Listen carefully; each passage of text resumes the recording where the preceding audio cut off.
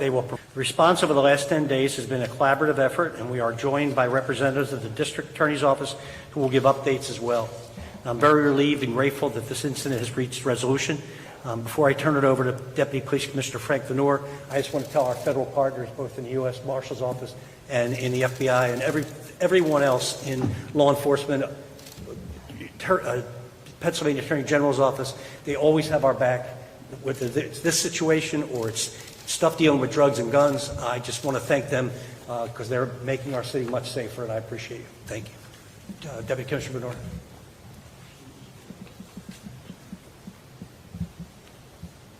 Good afternoon. I just want to start off by saying on behalf of Commissioner Outlaw, I want to reiterate what the mayor had said. We were notified of this escape last Monday, May 8th, late in the afternoon. As soon as that occurred, Northeast Detectives, Homicide Division began an investigation, and we were joined by the marshals immediately, the Gun Violence Task Force, Attorney General's Office, as well as the District Attorney's Office. We worked really around the clock on developing information based on the actual escape, going all the way through, and piece by piece, we were able to see how they escaped and look for people that may have assisted them. And as you already reported, back in the beginning, on 5/10, we arrested Hertz's female associated to Hertz, and she was charged, Ziana Stallings, with assisting them and ordering them transportation that moved them away from the prison. As we reviewed video, we were able to identify a Jose Flores Herrera, who was an inmate inside, but he acted as a lookout, and he moved them and helped them elude guards and leave the building.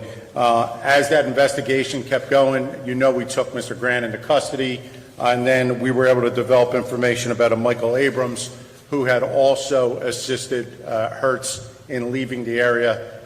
He was taken into custody this week on Monday. Those arrests were all associated and all charged with assisting them in the escape. The events, that arrest and more information that we developed led to the events that occurred today. Today, the marshals will explain, but they were able to take Mr. Hertz into custody without incident, West Philadelphia. He was stopped with his mother and brother. We are in the process now of charging his brother. I'm not going to name him because we're not through with those charges yet, but later on you'll get information on that. And again, I just want to thank all our assistants on this, people from the public that listed tips, because based on that, this was a very quick amount of time. We were able to find both individuals, and no one else was injured or affected by this. So thank you.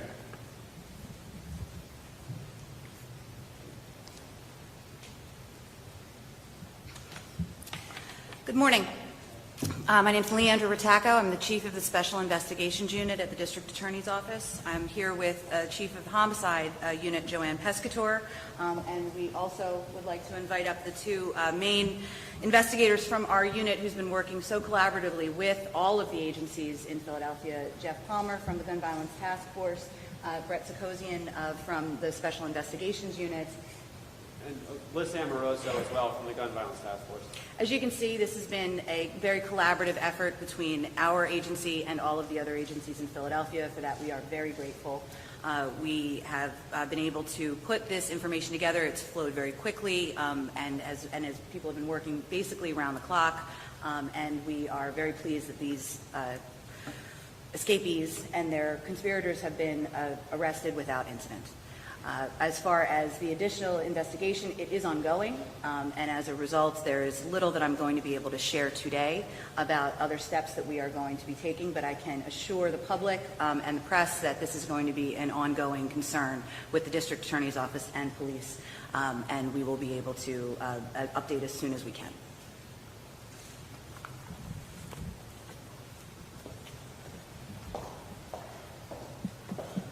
Are there any questions?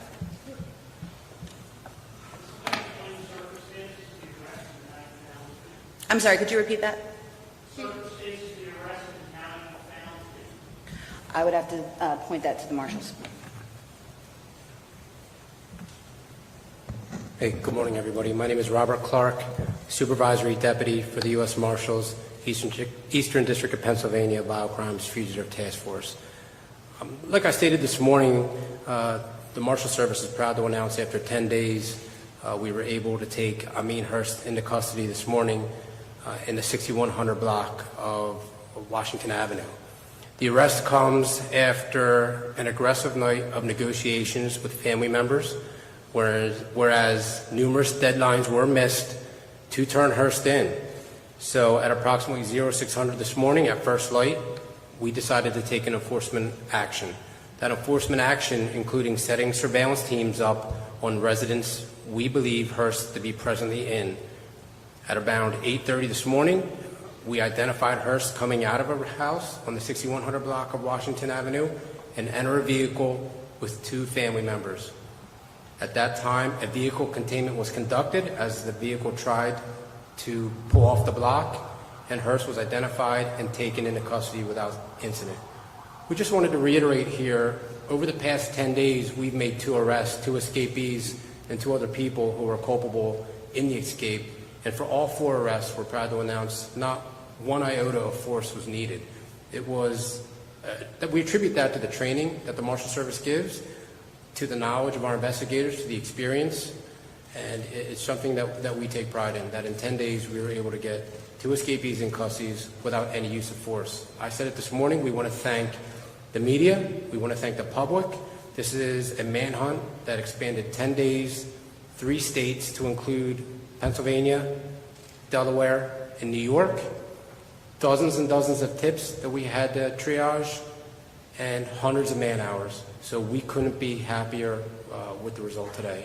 And we're always here for our state and local partners. The Marshal Service Fugitive Task Force around the country, that's what we're here for, to help our state and local partners. And we'll always be here for the surrounding counties, and especially the Philadelphia Police Department, who we've had an exemplary relationship with over the years.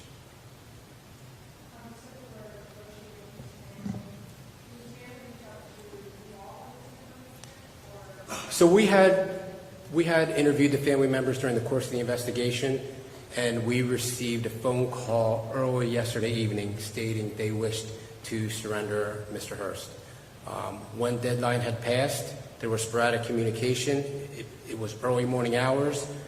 Another deadline had passed, and then a third deadline had passed right before sunset. And at that point, it was my decision that we needed to go out and shake the tree a little bit, go after places that we thought Hurst was presently at. And fortunately for us, and unfortunately for him, he came out of the right house. I don't want to say what that is there. It's just good investigative work by our deputy marshals to the Northeast detectives that we had a very close relationship. Captain Jack Ryan was instrumental in his communication with me, and also the District Attorney's Unit. This is one time I can say, or this is a time I can say, that the U.S. Marshals, the Philadelphia Police Department, Homicide Unit, District Attorney's Office, we were all lockstep in our decisions. The information flowed up and it flowed down, and I attribute that to one of the reasons why we were able to get both Grant and Hurst in custody so quickly.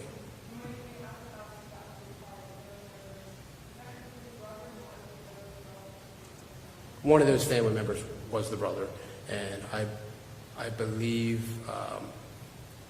I'll just say one of the family members was the brother. I didn't know if we revealed anything as far as charges or what's happening with him, but one of those family members was the brother. This may be more for the benefit Sure. of the office. Can you just give us, because it may be a little connection between artists and it, there's one of the names of the book out, but can you give us a little bit of a piece of the puzzle? I really gave as much as I can give, but I'll try to give it again. It's an ongoing investigation. The initial female, we know she was in communication with them and probably arranged some transportation, right? The other individual was a lookout. I explained that. We had him on video. He never left the prison, but he contributed to them escaping, all right? And the individual we arrested, Abrams, he was part of helping Hurst leave the area, and he was associated with Hurst after he escaped the prison. So he assisted him in moving around. So that's what we have at this point. As far as the brother, not charged yet. The district attorney's reviewing everything. If charges are approved, we'll get that out to you. And then is there a look inside the prison to see if there's any help inside the prison?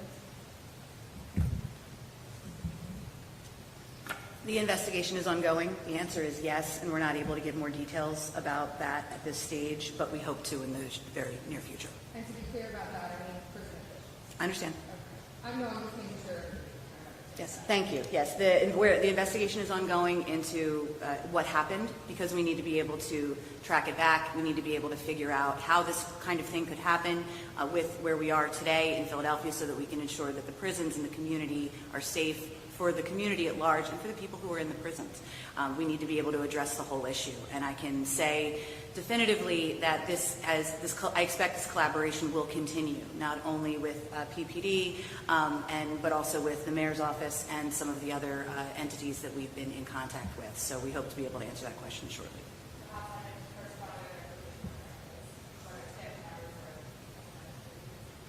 The investigation is ongoing.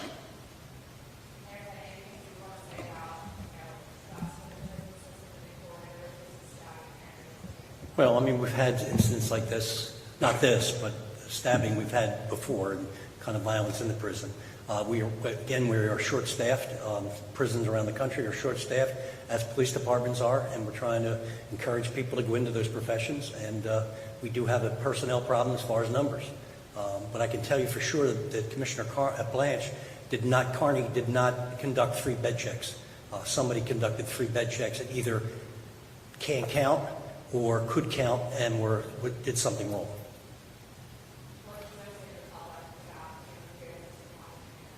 We're under review now with the State Department of Corrections and some of our outside consultant vendors to try to figure out what we can put in place to keep it from happening again. There's also some critics that say that if they didn't raise an alarm as soon as they figured this out, there's an hour lapse between the time they actually called the Philadelphia Police Department and the prison officials found out. Like, kind of in that spirit, how can you make the public confident that the next time, if this were to ever happen again, if you would alert the community specifically? Well, Good afternoon, Tamar Alexander, Managing Director. I think as the mayor stated, we're conducting an internal review on everything that happened, both operationally and looking at the facilities, conditions and assessments. So I think once that review is done and we're able to present that to the public, I mean, we just want to make that as extensive as possible. It was unfortunate the way the situation happened, and we didn't have time to notify both, I guess, the city at large and those residents, that's near neighbors, and we don't never want that to happen again. And additionally, some of the advocates, they're very concerned about the prisoners themselves. They're not getting the adequate care, they're not getting food necessarily, they're not restricted lockdown, and they're concerned about their own safety. Like Kelly just said, there was a stabbing the other day. So how can, even for people who are in the prison and their families, how can you? Yeah, I think we look at all of that, right? I think we look at the prisoners themselves. I think we look at the conditions to where the employees work at. And this is something certainly we've been working on. You heard the mayor talk about staffing challenges, but we've been working to have folks have adequate out-of-cell time. Certainly that's been a part of a federal lawsuit and the monitor that we have. So we've been gradually working on improving that. I think we've improved that. Certainly for security reasons, we had to lock down the whole system. After this happened, that security was lifted on Friday. I believe visits are already restarted in place. Phone calls are in place. While that was on lockdown, we made sure folks had extra meals. We made sure we would communicate not only to staff, but also to residents, because it was important, right? It was important to have them understand what was going on, what the conditions were. We know our staff and they're challenged. That staff is, those folks don't have the ability to work from home. They have to come to work during the tyrant pandemic. And we had to support them. So the mayor talked about staff, and we're trying to work on a plan to help staff up and to help entice people to get into this prison